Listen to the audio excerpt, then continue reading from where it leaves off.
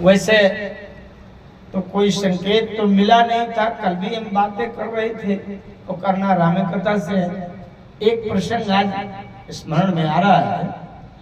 सबको पता है राम जी का जब विवाह हुआ, विवाह होने के बाद 14 वर्ष के लिए वनवास मांग लिया कैकेयी जी ने। उसमें राम जी, सीता जी और छोटे भाई लक्ष्मण, ये तीनों वन की ओर जाने लगे। वन की ओर जाने लगे। सबसे बड़ी परीक्षा क्या है कि जिसको एक दिन पहले शाम को ये बता दिया गया था कि कल तुम अयोध्या के राजा बन जाओगे, युवराज बन जाओगे, और अगले दिन उसको राजमहल से भी निकाल दिया जाए, राजा बनना तो दूर वहां रहने भी न दिया गया, और 14 साल के लिए, 14 वर्ष के लिए वन में निकाल दिया गया, तब तो वहां बड़ा कष्ट होना चाहिए, दुख होना चाहिए। लेकिन राम जी के लिए न राजा बनने की बात सुनकर के न प्रसन्नता हुई और न वनवास की बात सुनकर के न दुख हुआ, उसी समान भाव से आगे चल दिए। चित्रकूट की ओर जा रहे थे राम, लक्ष्मण, सीता, ये तीनों। अब राम जी कैसे चल रहे हैं, थोड़ा सा जंगल की ओर चलने वाले वन पथ में एक प्रसंग में रहस्य सुने और उससे हमारे जीवन को बड़ी शिक्षा मिलती है। हम भी जंगल की ओर ही जा रहे हैं, जंगल की ओर ही जा रहे हैं हम भी। आप कहेंगे कि हम तो जंगल में नहीं हैं, हम तो बढ़िया नगर में हैं, रहता पारा है और सभी रोड में गांव है।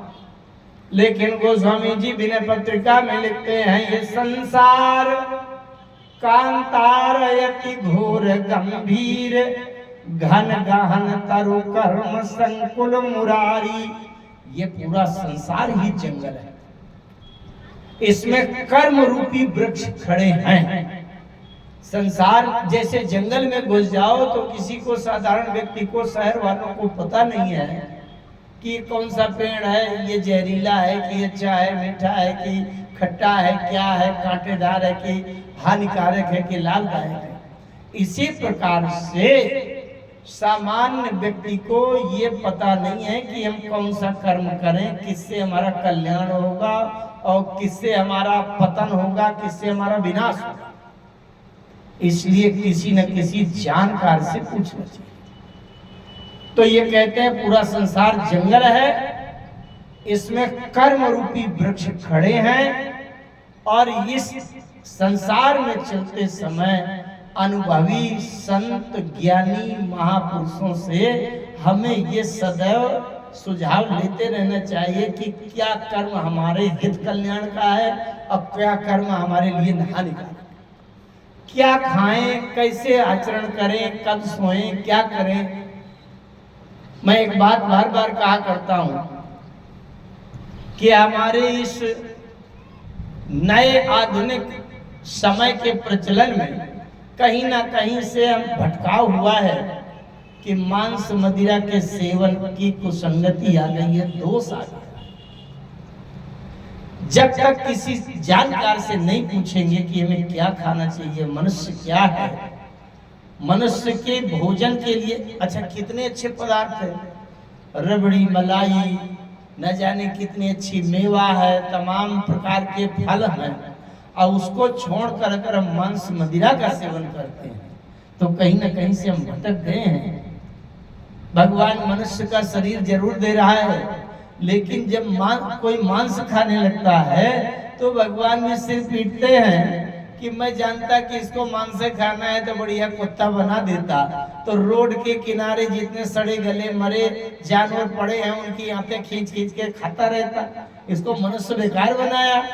भाई अगर मांस खाना है तो बिल्ली बना देता तो चूहा मार मार के खाती रहती, कुत्ता बना देता है तो ये बस मरे जानवरों को चीर फाड़ के खाता रहता है, शेर बना देता है जंगल में घुसा पड़ा रहता है।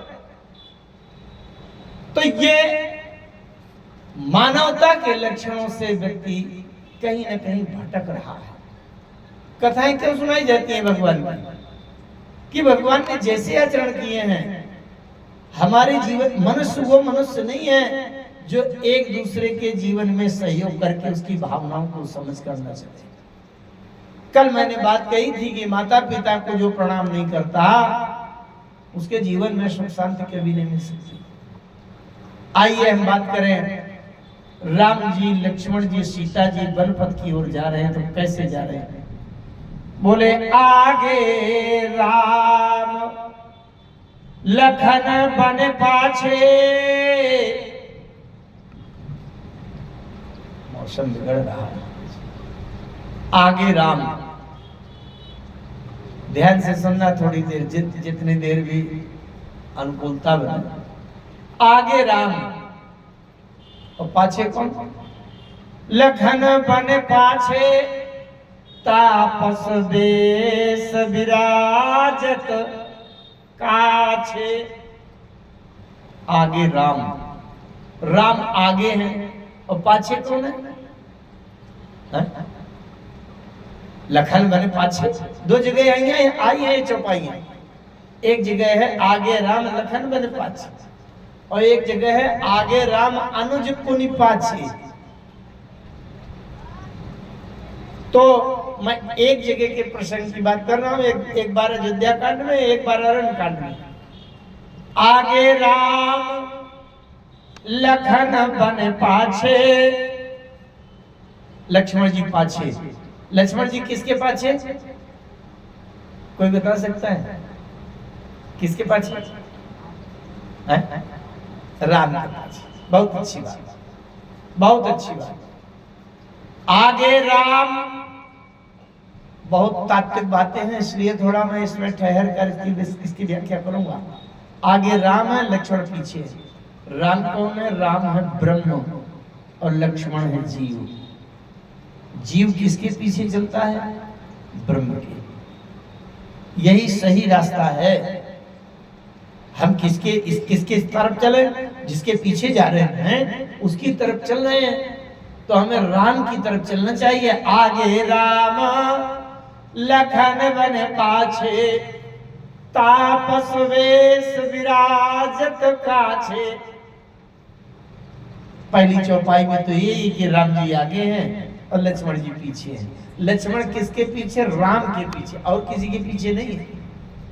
लेकिन इसके आगे एक चौपाई आती है तो उसमें एक समस्या आ गई। ओ भाई बीच सिय, अब दोनों के बीच में एक देवी आ गया, सीता जी आ गई। ओ भाई बीच सिय सोहति कैसे, अब ब्रह्म जीव बीच माया जैसे। थोड़ा ध्यान से समझना है। आगे राम है, ब्रह्म है, लक्ष्मण जीव है, पीछे है। जीव सदैव ब्रह्म के पीछे रहता है। जीव का उद्देश्य नहीं है कि माया के पीछे चले। लेकिन अगली चौपाई में एक समस्या आ गई, एक स्थिति आ गई कि बीच में सीता का वर्णन आ गया। उभय बीच, दोनों के बीच में सीता जी। कैसे? बोले ब्रह्म जीव बीच माया जैसे।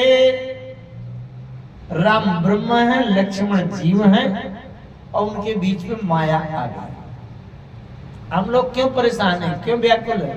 अभी हमारे संचालक जी कह रहे थे, कितनी अच्छी बात कह रहे थे, संसार माया से बना है, इसी में हम भटक रहे हैं, माया में ही डूबे हैं। लेकिन बड़े भाग्य से समय मिलता है कि जब माया के आगे ब्रह्म का दर्शन करने का सुअवसर मिले, तो ये बड़े भाग्य की बात है। तो ये कथा इसी के लिए है। कथा का उद्देश्य यही है कि हम माया को पार करके ब्रह्म को देखने का प्रयास कर सकें, ब्रह्म को देखें। आगे आगे राम जी हैं, लक्ष्मण जी पीछे हैं, जी पीछे है ब्रह्म, आगे ब्रह्म। आगे राम लखन पुनि पाछे तापस वेश विराजत काछे। उभय बीच सिय सोहति कैसे, बीच में सीता जी। अब ब्रह्म जीव बीच माया जैसे। राम जी ब्रह्म है, लक्ष्मण जीव है, बीच में माया है। अच्छा, राम जी आगे चल रहे हैं तो जैसे एक पगडंडी है, पगडंडी तो जानते होंगे, ज्यादा चौड़ी रास्ता नहीं होती, 1 फीट की जगह है, अगल बगल से घास है और 1 फीट की जगह से एक एक आदमी आगे पीछे निकल जाता है।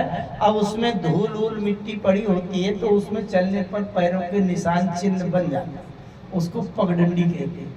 रोड चौड़ा है तो 4 आदमी एक साथ चले तो चल सकते हैं, लेकिन पगडंडी में एक व्यक्ति ही चल पाए। पगडंडी शब्द का अर्थ होता है पग माने पैर और डंडी माने एक लकीर की तरह वो रास्ता है कि एक आदमी एक के पीछे एक, एक के पीछे एक चल सकता है। राम जी आगे आगे चल रहे हैं।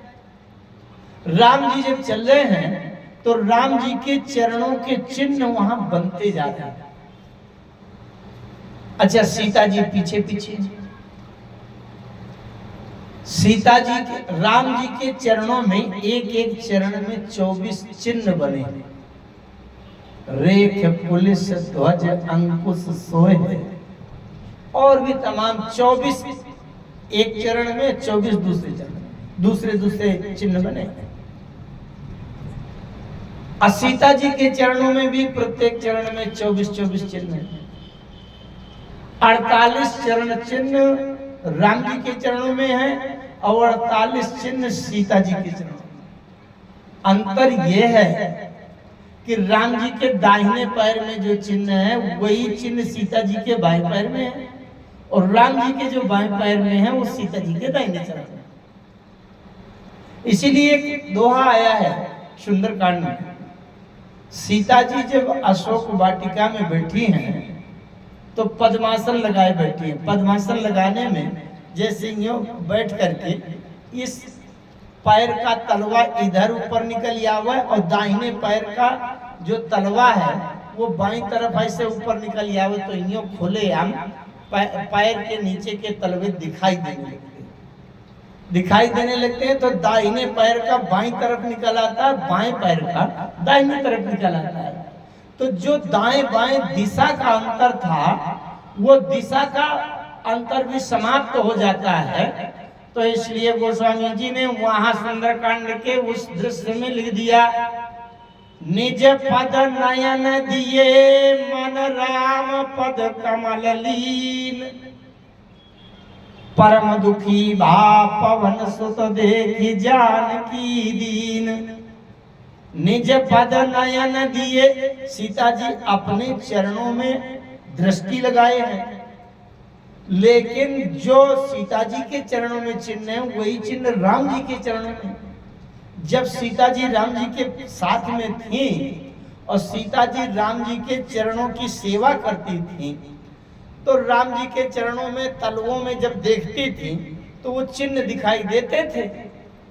अब जब सीता जी ऐसे कमलासन पद्मासन लगा करके बैठी हैं, सीता जी के पैर के चरणों के तलवे ऐसे खुले हैं तो दाहिने वाला बाएं, बाएं वाला दाहिने आ गया, तो जो दिशा का अंतर था वो भी दूर हो गया। तो बिल्कुल राम जी के चरणों का जैसे दर्शन होने लगा। तो सीता जी ने जब अपने चरणों को देखा तो मन राम जी के चरणों में पहुंच गया कि ऐसे तो सरकार के चरण है, राम जी के चरण, इसलिए ध्यान आ गया राम जी। गोस्वामी जी कहते हैं आगे राम जी आगे हैं तो राम जी के दाहिने बाएं चरण जब रखते चले जाते हैं तो उनके चिन्ह बन जाते हैं धूल में, है? उनके पीछे सीता जी हो गई, थे तो लक्ष्मण जी लेकिन बीच में माया आ गई। अच्छा, कभी कभी ऐसे होता है जैसे रेलवे का टिकट ले रहे हो और लाइन में खड़े हो, ट्रेन आने वाली है, सब लोग टिकट ले रहे हैं, छोटा मोटा कोई व्यक्ति आवे और लाइन में घुसने लगे तो 4 लोग डांट देंगे, पीछे आओ, लाइन में आओ, अभी इतनी देर से खड़े, चलो। अच्छा, तो साधारण व्यक्ति को तो हटा देंगे, लेकिन एक बहुत बड़ा जबरदस्त आ गया जो 2-4 जिलों में बड़ा गुंडा तानाशाह जबरदस्त पैसे वाला माना जाता है और जबरदस्ती आके घुस गया तो घुट घुट करेंगे, उसको नहीं कहेंगे कि पीछे आओ, क्योंकि हमसे ज्यादा शक्तिशाली है, डरते हैं। तो भैया और कोई होता तो लक्ष्मण जी हटा देते कि बीच में क्या मारे, हटो पीछे जाओ। लेकिन अब वो राम जी की माया है, माया को तो कोई जीव हटा नहीं पा सकता, तो लक्ष्मण जी भी भैया चुपचाप है, क्योंकि आगे चौपाई आई है, वो भाई बीच।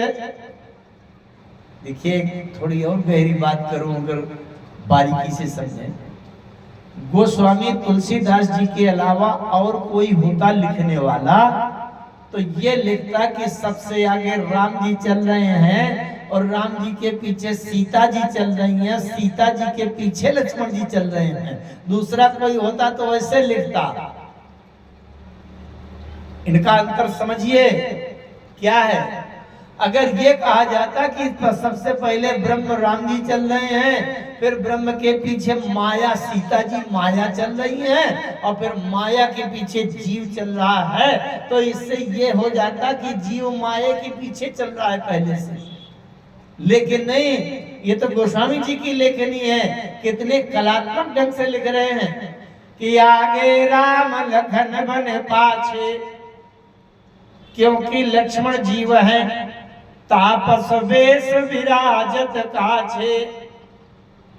राम जी ब्रह्म है, लक्ष्मण जीव है। जीव का उद्देश्य है ब्रह्म के पीछे जाना।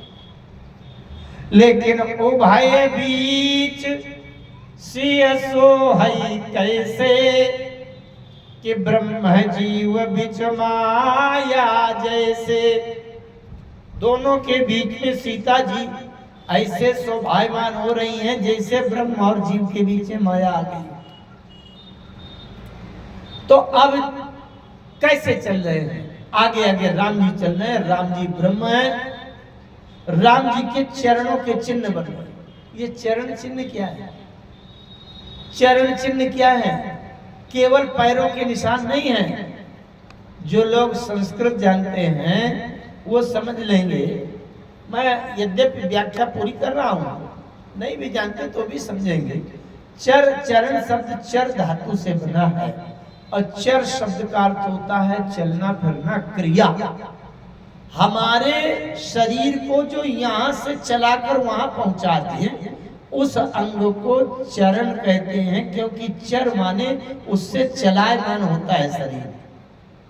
तो जिस अंग से हमारा शरीर यहाँ से चलकर वहां पहुंच जाए, उस अंग को चरण कहते हैं।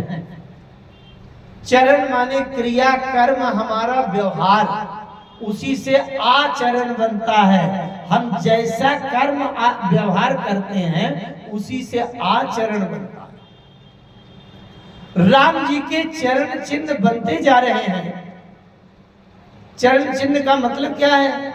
हम संसार में आए हैं, हम जैसा खान पान बोली भाषा और व्यवहार करेंगे वैसा हमारा आचरण बन जाएगा। जो लोग बड़े महापुरुष हैं, ज्ञानी हैं, संत हैं, भक्त हैं, वो जैसा भी व्यवहार करने लगे, लोग कहते हैं अरे भैया वो इतने बड़े पंडित जब ऐसा रोज करते हैं स्नान के बाद, तो हम भी ऐसा करें।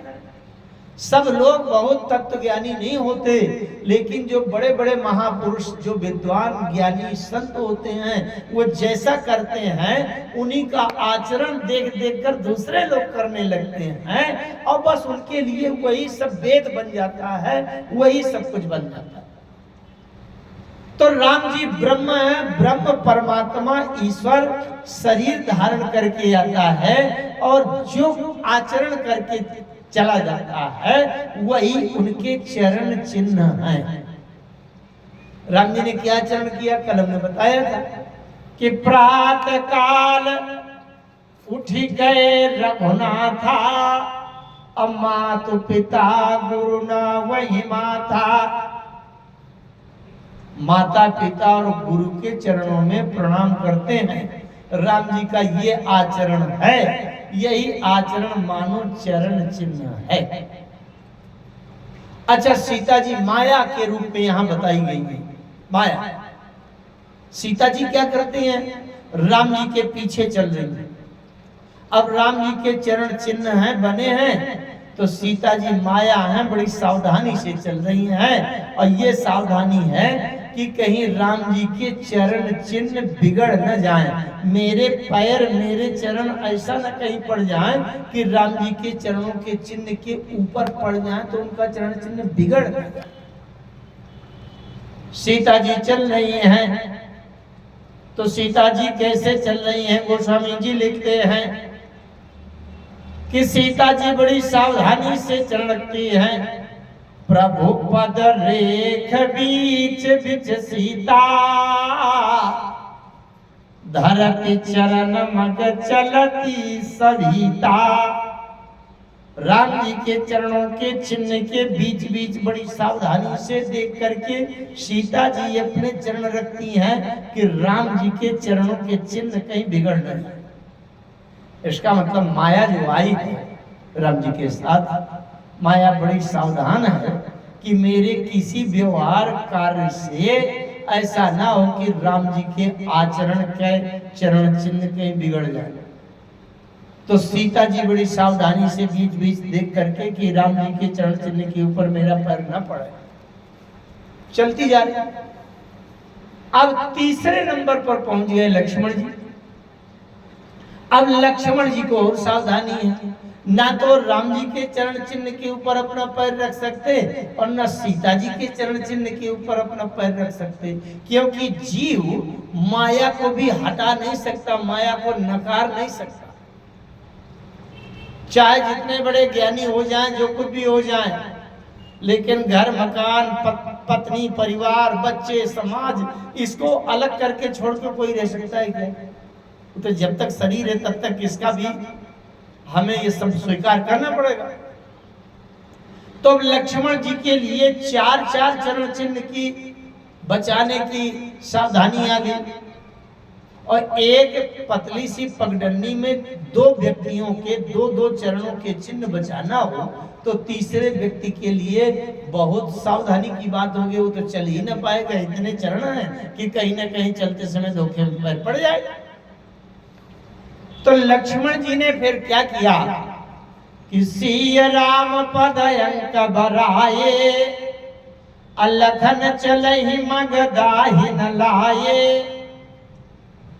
सिय राम पद अंक बराए, लक्ष्मण जी के लिए सबसे पहले अब सीता जी के चरण दिख रहे हैं और राम जी के दिख रहे हैं।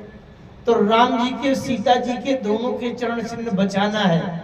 तो लक्ष्मण जी ने एक बढ़िया जुक्ति निकाली कि अब वो पगडंडी के बीच में नहीं चल रहे, थोड़ा सा किनारे हो गए। लखन चले मग दाहिन लाए, राम जी सीता जी के चरणों को अपने से दाहिने कर दिया और स्वयं बाएं किनारे से चलने लगे। बाएं से चलने लगे, इसका मतलब क्या होता है? एक तो रोड में चलने का ट्रैफिक का नियम होता है कि अपने से बाएं किनारे से चलो तो एक्सीडेंट नहीं होगा, उल्टा साइड जाओगे तो कहीं ना कहीं भिड़ जाओगे। तो बाएं से चलने। दूसरी बात यह है कि किसी भी स्थान को किसी भी वस्तु को अपने से दाहिने करके चलते जाओ तो उनकी परिक्रमा पूरी हो जाती है। कोई मूर्ति हो देवस्थान हो, उनको दाहिने कर दो, आप चलते जाओ तो चक्कर पूरा हो जाएगा, परिक्रमा पूरी हो जाएगी। तो लक्ष्मण जी राम जी और सीता जी के चरण चिन्ह को अपने से दाहिने कर दिया, बाएं बाएं चलते गए। तो चलते चलते जब पूरे भारतवर्ष का देश का भ्रमण करके लौटे 14 साल में, तो राम सीता के चरणों की परिक्रमा पूरी हुई। तो ये परिक्रमा पूरी हुई। तीसरा बड़ा तात्विक भाव है, इसको ध्यान से सुनिए। जैसे एक व्यक्ति आगे है, उसके पीछे दूसरा व्यक्ति खड़ा है। वो तो आगे वाले के पीछे खड़ा था, लेकिन एक तीसरा व्यक्ति जबरदस्त आया और दोनों के बीच में घुस गया। तो अगर सबसे पीछे वाला कि सीध में रहेगा तो उसको फिर पीछे वाला भर दिखाई पड़ेगा, आगे वाला तो उसके आड़ में ढक जाएगा कि नहीं। इसलिए सबसे पीछे वाला अगर आगे वाले पर दृष्टि रखना चाहता है तो उसके लिए एक बस उपाय है कि बिल्कुल ठीक सीध में न रहे, थोड़ा सा किनारे हो जाए और तिरछा तिरछा उसको भी देखना चाहिए। तात्पर्य क्या है, लक्ष्मण जी क्या बताना चाहते हैं कि जीव सदैव ब्रह्म के पीछे है, लेकिन जब माया बीच में आ गई तो माया को तो हम निकाल कर हटाकर फेंक नहीं सकते जीवन से। अरे अपने जीवन को, शरीर को, घर को, गृहस्थी को, संसार को कहाँ निकाल कर फेंक देंगे। सर्दी गर्मी लगेगी, भूख प्यास लगेगी और ये सब आना जाना लगेगा, भोजन पानी लगेगा। तो इसके लिए माया को कहाँ फेंक देंगे?